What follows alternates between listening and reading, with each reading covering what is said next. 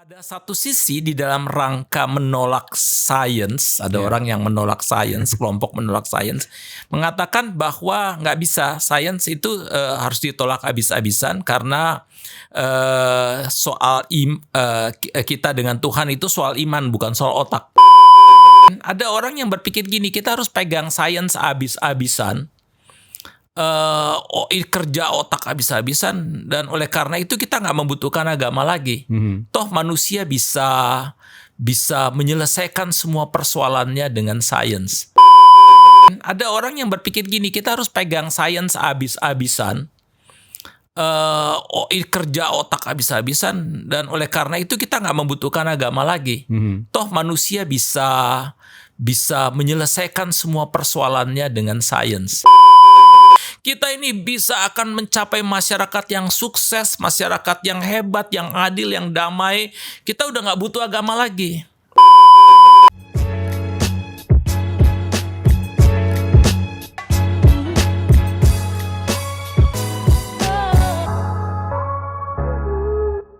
Iya Pak, kadang-kadang kita lihat sekolah di zaman modern ini ada yang aneh-aneh tuh Pak. Saya pernah dengar ada satu sekolah berbasis keagamaan gitu ya. Terus nggak boleh ngajarin teori evolusi, nggak boleh ngajarin ini, nggak boleh ngajarin itu gitu. Terus juga kadang-kadang kesannya kalau dididik saleh beragama itu harus percaya aja gitu. Jadi nggak ini.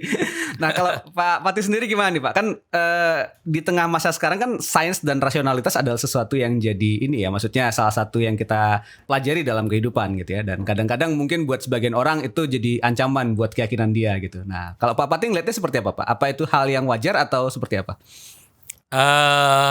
Ini pertanyaan yang bagus. Karena gini, sebetulnya munculnya sains itu kan biar bagaimana tetap dari agama juga, efek dari agama yang memberikan juga semacam apresiasi terhadap kerja otak ya, rasional. Jadi itu sesuatu yang biasa. Tetapi kemudian bahwa perkembangan sains itu menjadi sangat luar biasa. Betul. Dan efeknya bahkan sains itu mempertanyakan kaidah-kaidah agama yang selama ini dipegang ratusan ribuan tahun bahkan. Ya. Dan itu menggoncangkan agama dari dalam. Kira-kira begitu ya. Tetapi sekarang di dalam konteks perkembangan ilmu pengetahuan dan teknologi sains ini, sebetulnya manusia ini hidup di dalam ambiguitas. Ya, ambiguitasnya begini. Pada satu sisi di dalam rangka menolak sains, ada orang yang menolak sains, kelompok menolak sains, mengatakan bahwa nggak bisa, sains itu harus ditolak habis-habisan karena kita dengan Tuhan itu soal iman, bukan soal otak. Dan juga mereka mengatakan bahwa di dalam konteks itu kita harus menjaga dan mempertahankan kaidah-kaidah, kan iman. Gitu ya, dogma-dogma yang sudah yang dianggap dari Tuhan, kira-kira gitu ya, tradisi-tradisi yang dianggap dari Tuhan, kan gitu.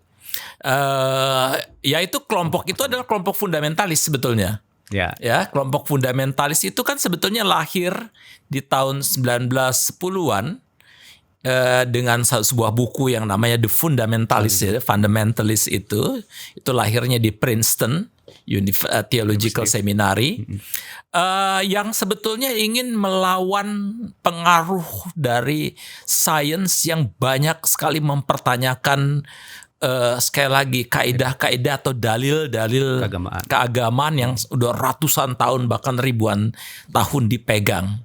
Sehingga memang fundamentalisme itu justru melawan sains. Dan ini bukan saja fundamentalisme di dalam konteks kekristenan, tetapi juga agama yang lain, bahkan agama lain juga ya.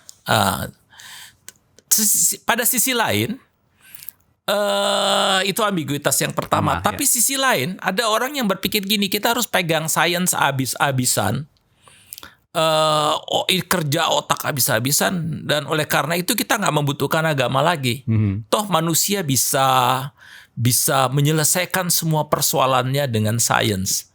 Bahwa nanti ke depan dunia akan jauh lebih baik, dunia akan lebih adil, dunia akan lebih damai dengan sains, dan kita nggak membutuhkan agama. ini semacam dalil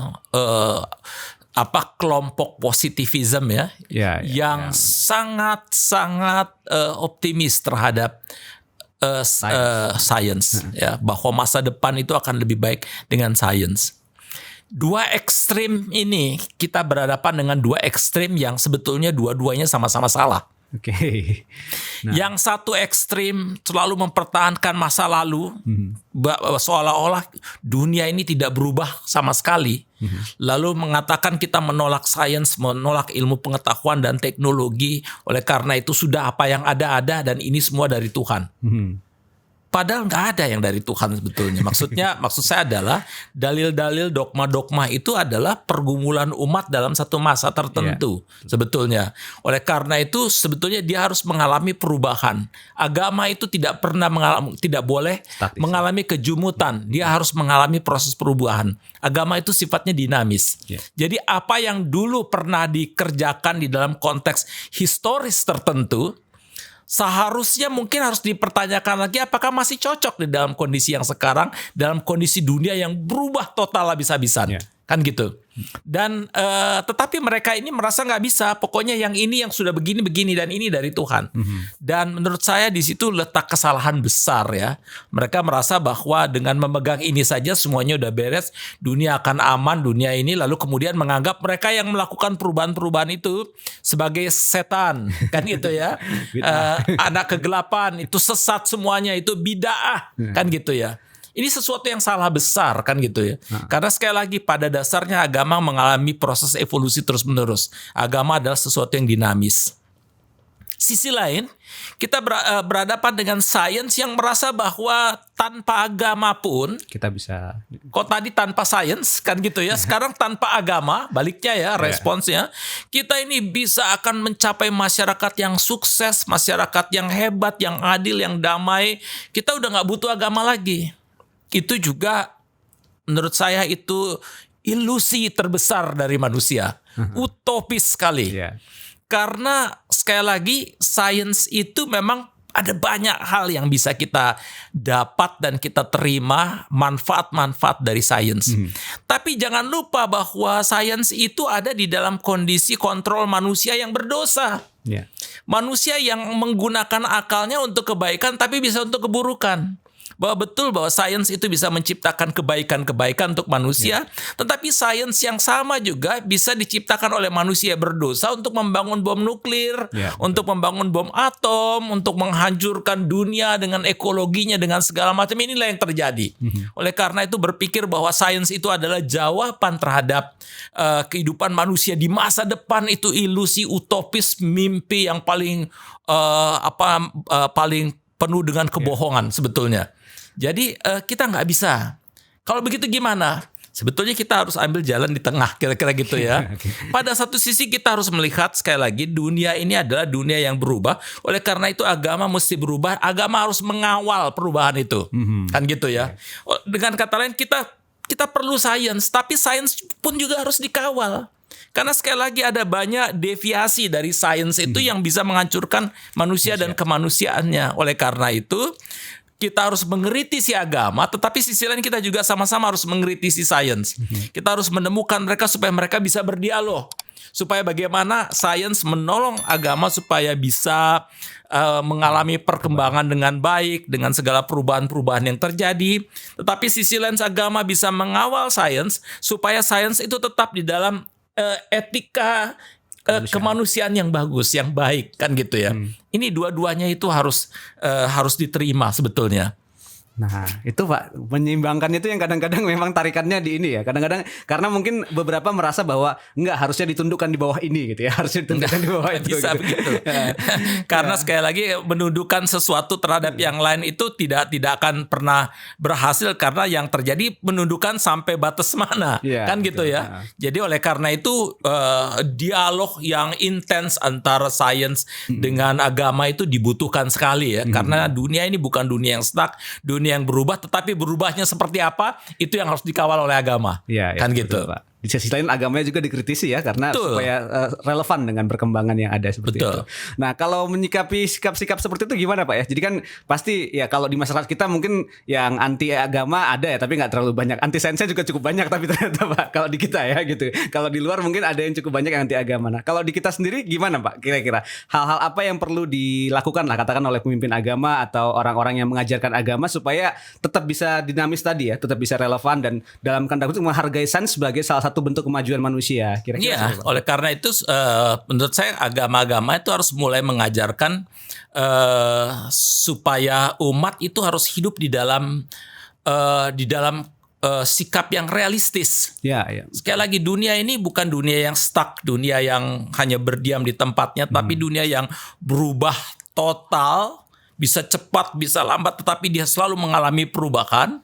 Di dalam konteks itu umat itu harus mampu bersikap kritis tapi juga realistis di tengah-tengah situasi seperti itu supaya dia mampu untuk sungguh-sungguh melihat apa sih peluang-peluang yang ada di tengah-tengah perkembangan yang ada ini, tetapi sekaligus dengan itu dia juga bisa melihat apa juga yang harus dicegah supaya dunia ini tidak tiba pada jurang kehancuran.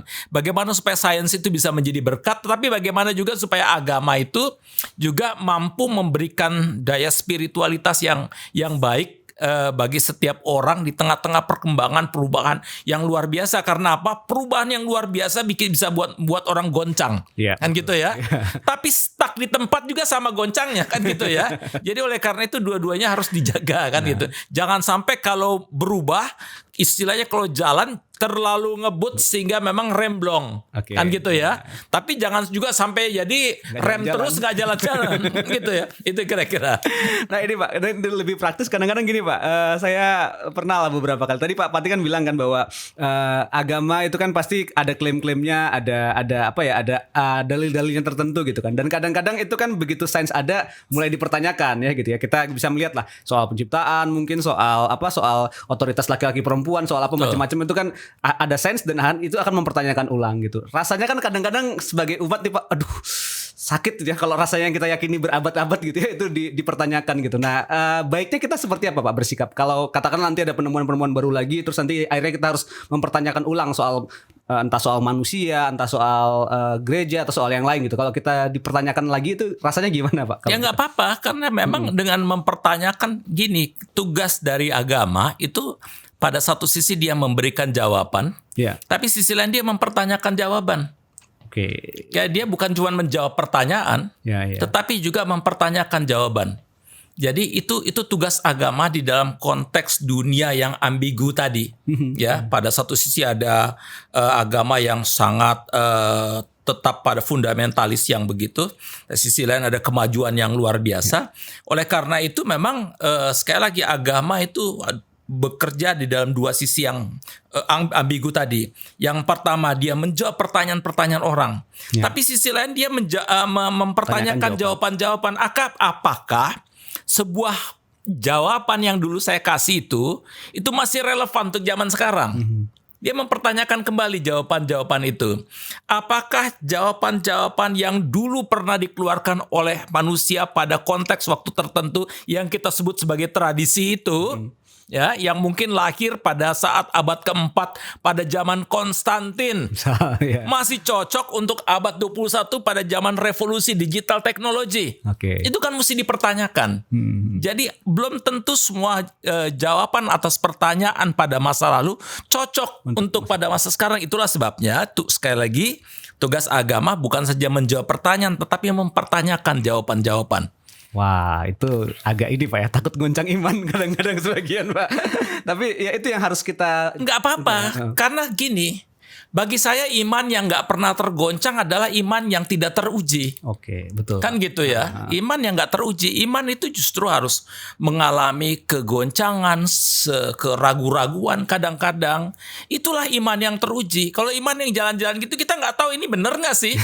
Mobil ketika dibuat baru dia kan harus diuji. Betul. Kan gitu. Apakah oke? Bahkan kadang-kadang ada mobil dibuat baru kita lihat sengaja mobilnya ditabrakan. Kan sengaja. Itu kan diuji. Kan gitu ya. Iman juga juga begitu. Kadang-kadang dia harus ditabrakkan dengan berbagai tantangan, tabrakan dengan persoalan, ditabrakkan dengan berbagai jawaban-jawaban yang dulu dengan segala macam itu.